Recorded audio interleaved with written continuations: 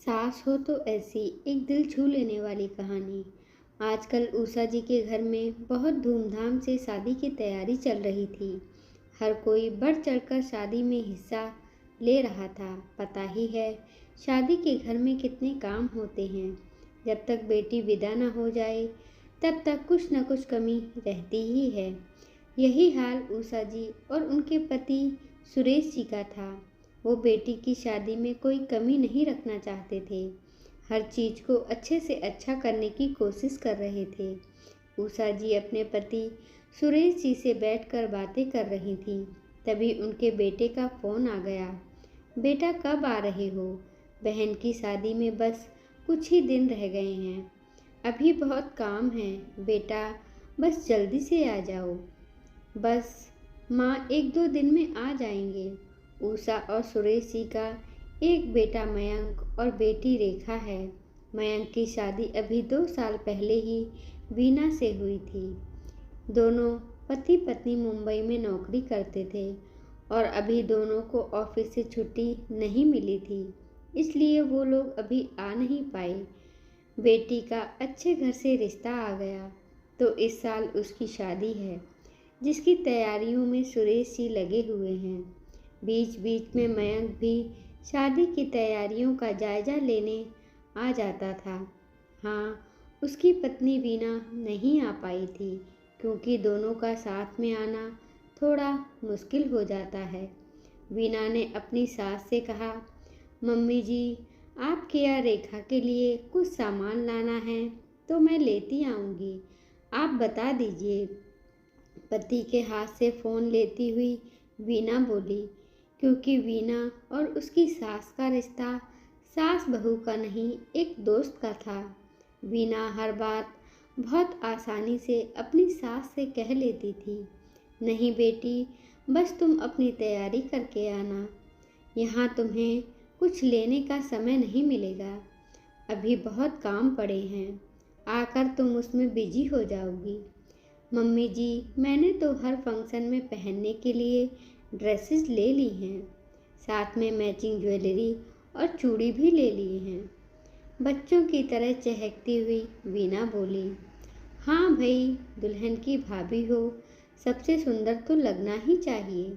चलो ठीक है बेटा, फ़ोन रखती हूँ, तुम लोग अपना ख्याल रखना, बस अब जल्दी से आ जाओ। जिस दिन दोनों की फ़्लाइट थी, फ़्लाइट के कुछ देर पहले मयंक का फ़ोन आया, पापा, वीना नहीं आ पाएगी, उसकी मम्मी को हार्ट अटैक आया है, उसके भैया भाभी को दूसरे शहर से आने में वक्त लगेगा क्योंकि वो लोग बिजनेस की वजह से आउट ऑफ सिटी है।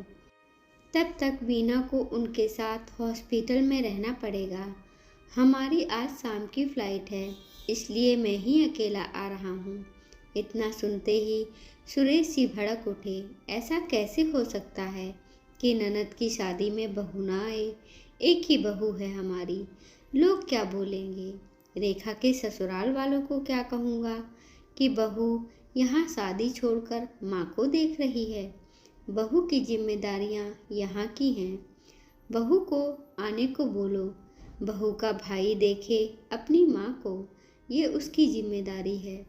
तुम बहू को लेकर तुरंत यहाँ पहुँचो। सुन रहे हो ना मेरी बात को? बहू नहीं आई तो तुम भी मत आना। सुरेश जी बेटे से गुस्से में बोले।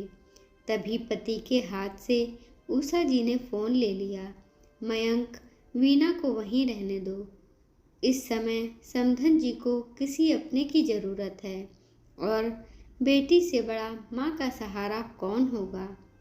बहू की वहाँ ज़्यादा ज़रूरत है, यहाँ हम देख लेंगे। माँ के पास वीना रहेगी तो उनकी हिम्मत बंधी रहेगी। अपनों का प्यार विश्वास हो तो इंसान जल्दी ठीक हो जाता है। लोगों की चिंता मत करो, उनके कुछ कहने के डर से हम अपनों को बीमारी की हालत में अकेला नहीं छोड़ सकते।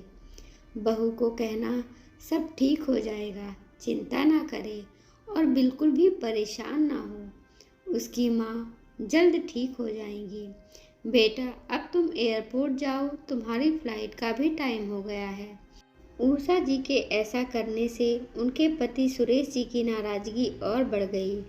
अब वो पत्नी पर चिल्ला रहे थे, तुम्हें किसने कहा था बीच में बोलने के लिए? तुम्हें न कोई जानता है न पहचानता है। लोगों के सवालों का जवाब तो मुझे देना पड़ेगा। तुम बेटे और बाप के बीच में क्यों आ रही हो? लोगों के सवाल का जवाब तो मुझे देना है। तब उषा जी चुप ना रह सकी और बोली, क्यों, क्या मेरे बेटे बहू पर मेरा अधिकार नहीं? वो मेरे भी बेटे बहू हैं। मैं उनकी माँ हूँ। कुछ बोलने का, कहने का मेरा भी हक उतना ही है जितना आपका है। और मैंने गलत क्या बोला? हर गलत बात को दोहराना ही क्या इस घर का रिवाज है? उषा का तीर निशाने पर लगा। अब सुरेश जी की आगे बोलने की हिम्मत नहीं हुई, बस गुस्से में बड़बड़ाते हुए चले गए। जानते थे उषा किस बात का दर्द आज तक लिए बैठी है। उषा की आंखों से आंसू बहने लगे। उसे आज भी उन यादों को याद करना मुश्किल हो रहा था। उसकी चचेरी ननद की शादी थी। उसी दौरान उसकी मम्मी की तबीयत भी बहुत खराब हो गई थी।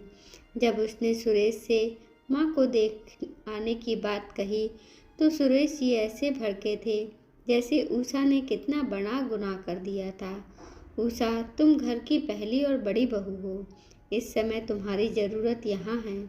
वहाँ तुम्हारा भाई है, वो देख लेगा। तुम्हारा फर्ज पहले ससुराल के लिए है, ना कि मायके के लिए। उसने बड़ी आस भरी नज़रों से सासू माँ की तरफ देखा, पर उन्होंने भी उसका साथ नहीं दिया।